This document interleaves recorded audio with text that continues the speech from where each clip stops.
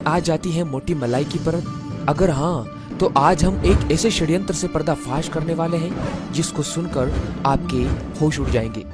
वर्ष 1830 जर्मनी के एक वैज्ञानिक ने एक अनोखे पदार्थ की खोज की जिसका नाम उन्होंने रखा मेलामाइन।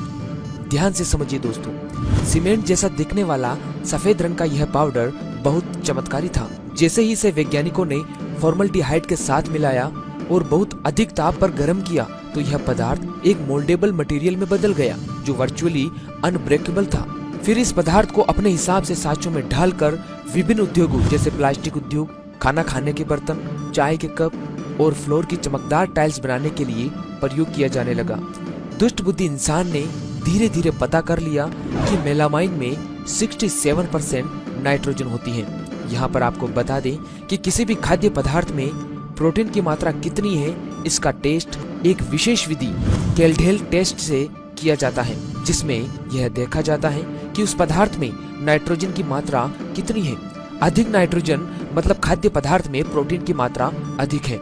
फिर क्या था, मेलामाइन से फ्लोर की टाइल्स बनाते बनाते दुष्ट बुद्धि इंसान ने इसे नॉन प्रोटीन सोर्स की तरह खाद्य पदार्थ में इसे मिलाना शुरू कर दिया ताकि उसमें अधिक प्रोटीन होने का एहसास होने लगे। पहले तो दुष्ट बुद्धि ने इसे गेहूं के आटे में मिलाया और उस आटे से गाय, भैंसों और कुत्तों के लिए प्रोटीन रिच पैकेट बंद यमी फूड बनाया।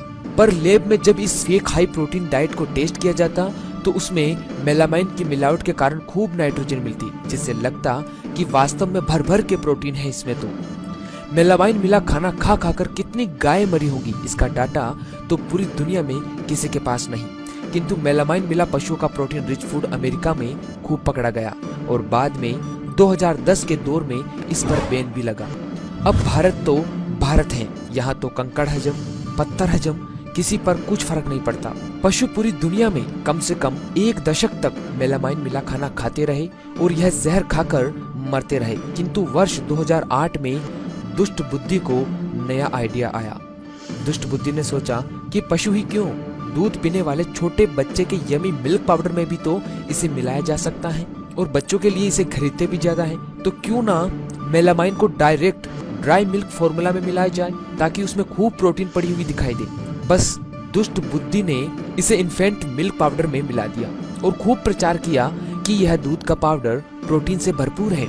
लैब में जब इस पाउडर को टेस्ट किया गया तो उसमें खूब नाइट्रोजन मिली। लैब भी चकमा खा गई और दूध बाजार में उतर गया।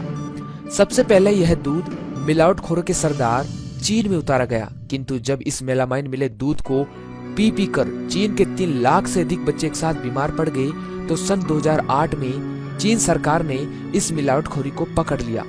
इतिहास में इस घटना को 2008 चाइनीज मिल्क स्कैंडल के नाम से जाना जाता है। आप लोग गूगल करके पढ़ सकते हैं। दूसरे कई देशों में भी इस तरह का मिल्क बिकता हुआ मिला, पर सभी जगह की सरकार ने इसे पकड़ लिया। दुष्ट बुद्धि को पता चल चुका था कि अब अमेरिका, चीन जैसे देशों में उसकी दाल गलने वाली नहीं है। तब उसने भारत का रुख लिया। भारत में आज तक कितने दूध मुँहे बच्चों ने यह फेक प्रोटीन युक्त दूध पिया किसी को कुछ नहीं पता, क्योंकि किसी ने आज तक इसका टेस्ट ही नहीं किया। कितने बच्चे इस दूध को पी पी कर बीमार होकर अस्पतालों में भर्ती हो रहे हैं, किसी को भी आज तक नहीं पता, किसी के पास कोई डाटा नहीं है। अब सुनिए इसके आगे की मजेदार बात। दुष्ट बुद्धि की सोच यही तक सीमित नहीं थी दोस्तों। भारत की दुष्ट खोपड़ी के दिमाग में दूसरी ही बात चल रही थी। उसने सोचा कि क्यों न इस जादुई पदार्थ से पूरा का पूरा दूध ही बना दिया जाए। तो उसने दूध लिया और उसमें पानी मिलाया, पर पानी मिलाने से तो उसमें प्रोटीन की मात्रा कम हो गई, जिसे लैब में टेस्ट करके पकड़ लिया जाता। दुष्ट बुद्धि को पता था कि मेलामाइन को अगर इस पानी मिले दूध में मिला दिया जाए तो मेलामाइन से नाइट्रोजन निकलेगी, जो लैब में किए जाने वाले प्रोटीन टेस्ट को चकमा दे देगी और लगेगा कि दूध में उतनी ही प्रोटीन है जितनी होनी चाहिए। पर भाई वसा भी तो कम हो जाएगी। इसका समाधान दुष्ट खोपड़ी ने सुअर, गाय, भैंस इत्यादि की चर्बी मिलाकर कर दिया। तो लो जी, हो गया सफेद सफेद प्रोटीन रिच दूध तैयार। कोई माई का लाल नहीं बता पाएगा कि इसमें प्रोटीन नहीं, मेलामाइन नाम का जहर मिला हुआ है। वही जहर जिससे बनती है फ्रेश की टाइल्स। पर दोस्तों हद तो तब हो गई जब भारत की खाद्य नियंत्रण संस्था FSSAI ने वर्ष 2016 में एक कानून बनाकर भारत में बिकने वाले दूध में मेलामाइन को लीगल कर दिया। आज सूखे दूध का इन्फेंट फार्मूला बनाने वाली कोई भी कंपनी अपने सूखे दूध में 1 मिलीग्राम मेलामाइन मिला सकती है। लिक्विड इन्फेंट फॉर्मूला जैसे कि लिक्विड दूध में यह परमिशन 0.15 मिलीग्राम लीटर और अन्य खाद्य पदार्थ में 2.5 मिलीग्राम केजी के हिसाब से मेलामाइन नाम का जहर मिलाने की खुली परमिशन है।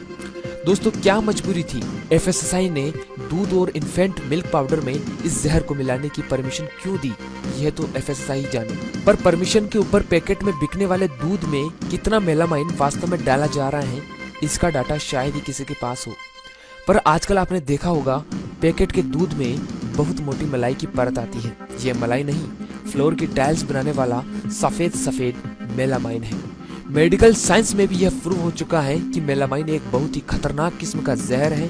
इसकी माइक्रोग्राम मात्रा भी किडनी की कोशिकाओं को डैमेज कर नष्ट कर देती है। इससे किडनी फेल हो जाती है और तमाम तरह की अन्य बीमारियां लग जाती हैं।